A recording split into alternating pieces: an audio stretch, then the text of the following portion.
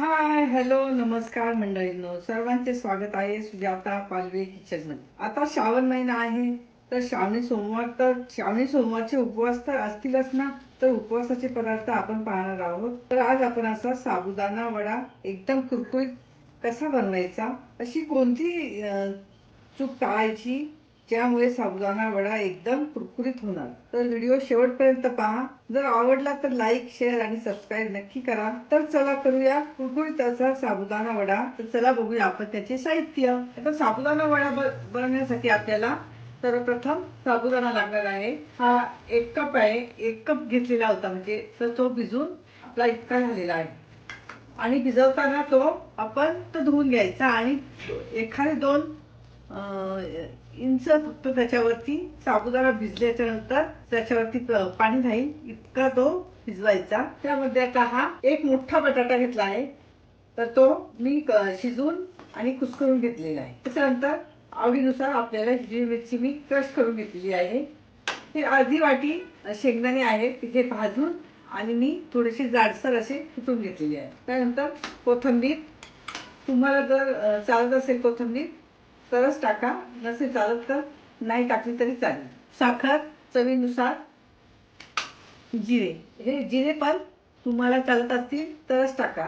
आणि त्याच्यामध्ये आपल्याला थोडंसं मीठ लागणार आहे. तर आपण सर्वप्रथम तयार करून घेऊया. तर सर्वप्रथम आपण साबुदाणा घेऊया.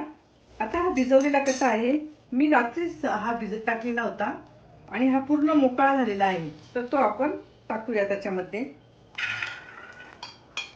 त्यामध्ये हा बटाटा थोडासा आपण हाताने स्मॅश केलेला आहे, तर तो आपण टाकूया.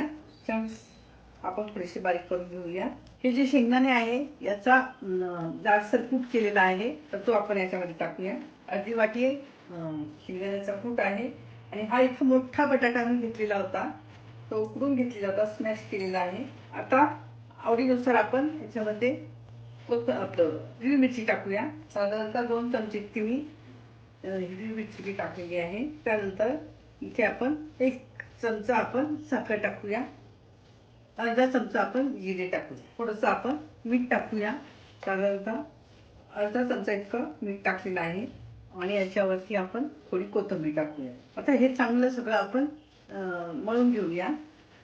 याच्यामध्ये तुम्ही थोडंसं लिंबू सुद्धा टाकू शकता, लिंबाचा रस. सगळं साहित्य आपण असं व्यवस्थित मळून घेऊया. आता आपण याला 10 मिनिटासाठी रेस्ट करायला घेऊया. कारण आपण जी साखर टाकलेली आहे ती साखर आपल्याला विरघळण्यासाठी आपण ते थोडंसं तसंच झाकून ठेवूया.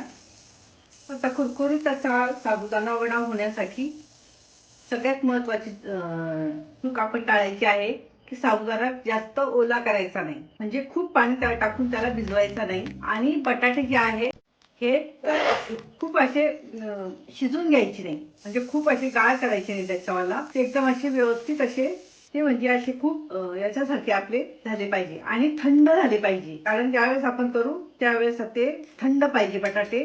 आणि साबुदाणा हा जास्त भिजलेला नसावा. आणि सगळ्या गोष्टी आपण त्याच्यामध्ये टाकणार आहोत. आता आपण वडे तयार करून घेऊया. तर त्यासाठी आपल्याला असा छोटासा गोळा घ्यायचा आहे आणि सगळ्या बाजूनी तो व्यवस्थित असा दाबून घ्यायचा आहे. खूप असा मध्ये जाड ठेवायचा नाही, कारण साबुदाणा हा फुगल्यावरती फुटतो, तर ते फुटू नये म्हणून आपण ते असे बारीक करून घ्यायचे. अशा पद्धतीने आपण ते बारीक करून घ्यायचे. तर मी आता सगळे करून घेते. हे पहा, मी हे सर्व असे करून घेतलेले आहे. तर आता आपण सर्वप्रथम गॅस लावून घेऊया आणि तेल तापायला ठेवूया. तेल थोडंसं गरम झालं की नाही ते पाहूया. अजून गरम झालेलं नाही आहे. तेल आपलं गरम झालेलं आहे. तर आता आपण त्याच्यामध्ये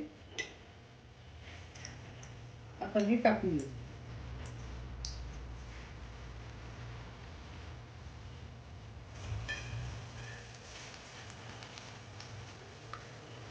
तर आता आपण ते जोपर्यंत वरती येत नाही तोपर्यंत आपण त्याला चमचा लावायचा नाही.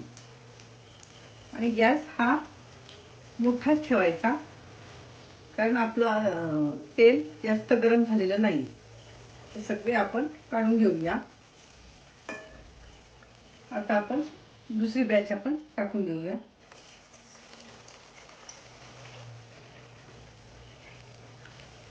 आता हे आपण काढून घेऊया आणि बाकीचे उरलेले सगळे आपण तळून घेऊया. सुंदर असा साबुदाणा वडा एकदम कुरकुरीत असा झालेला आहे. रेसिपी खूप सुंदर आणि सात्विक आहे. तर रेसिपी जर तुम्हाला आवडली असेल तर लाईक, शेअर आणि सबस्क्राईब नक्की करा. त्याचबरोबर बेल आयकॉनलाही प्रेस करा, जेणेकरून माझे नवनवीन व्हिडिओ हे तुम्हापर्यंत पोहोचतील. धन्यवाद.